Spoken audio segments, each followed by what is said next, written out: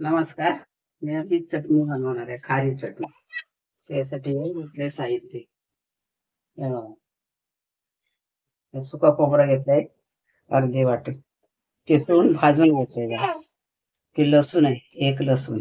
10 पाकळ्या आहेत, ती पण भाजून घेतली.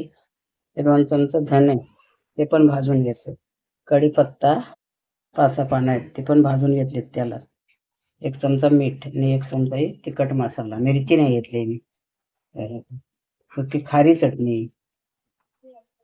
हे सगळे एकत्र करून आता वाटणं.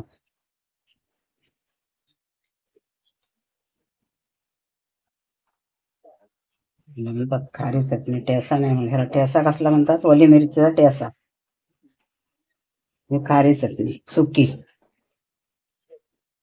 चले बाजूला हो, संचित आला मदत करायला मला.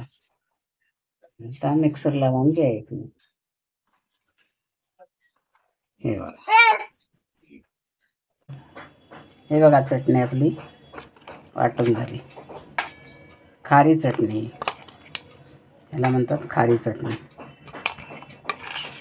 लाल नाही झाली, ही अशीच दिसणार. कढीपत्ता आहे, लसूण आहे, खोबरं सगळं भाजून घेतलंय ना, त्याच्यामुळे कलर असाच दिसणार त्याचा.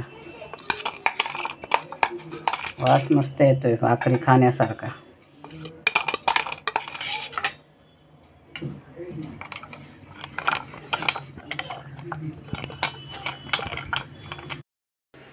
हे आता मी चटणी करून घेतली सुकी खारी. आता झुणका काढवायचा आहे बेसनचा. त्यासाठी कढई ठेवली, तेल टाकलं. 2 चमचे तेल, मोठी पळी.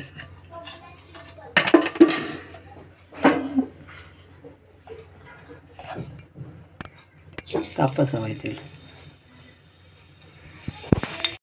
ह्या बघा, झुणक्यासाठी 1 कांदा मी मोठा कापून घेतलाय. तेल आपलं गरम झालं. कांदा टाकला आता.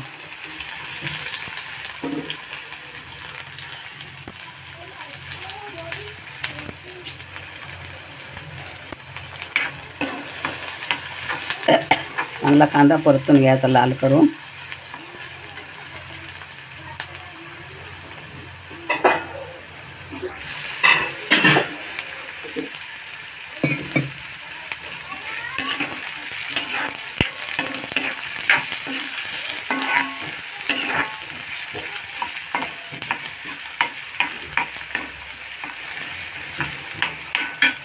ह्या कढीपत्ता टाकला. कढीपत्ता भाजला थोडा, नंतर थोडंसं अर्धा चमचा जिरं, अर्धा चमचा मोहरी, थोडीशी अर्धा चमचा हळद,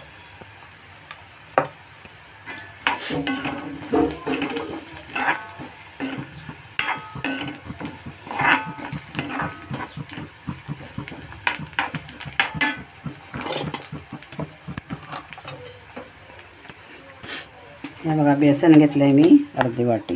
त्याच्यात आता मिरची नाही मी टाकत आहे, तिखट मसाला टाकते. 1 चमचा.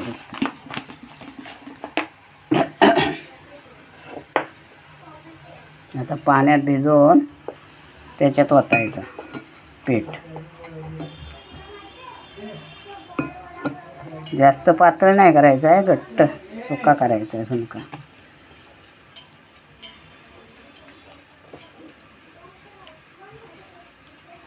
गोटल्या राहिल्या नाही पाहिजे, मोडून घ्यायच्या साप.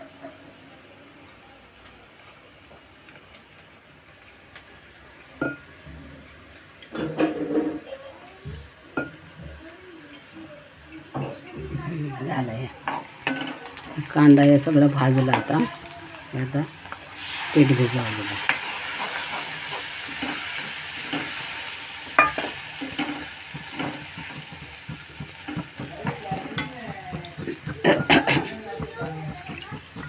थोडंसं अजून पाणी टाकायचं.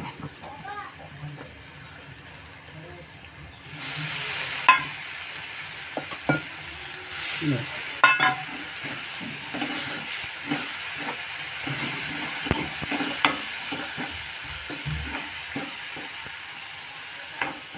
आपण मीठ टाकूया. मीठ नाही टाकलंय. चवीनुसार मीठ टाकायचं.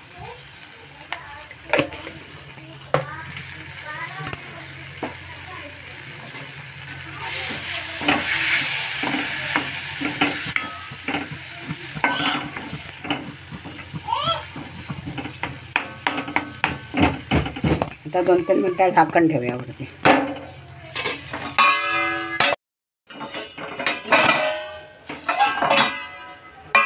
हा बघा,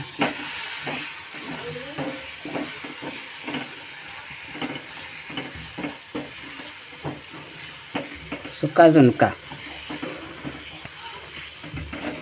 हा बघा,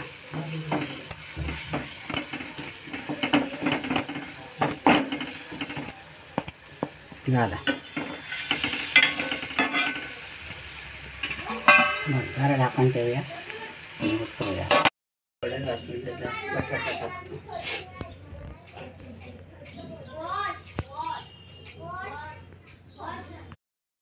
हे बघा, खारी चटणी, झुणका, तांदळाची भाकरी.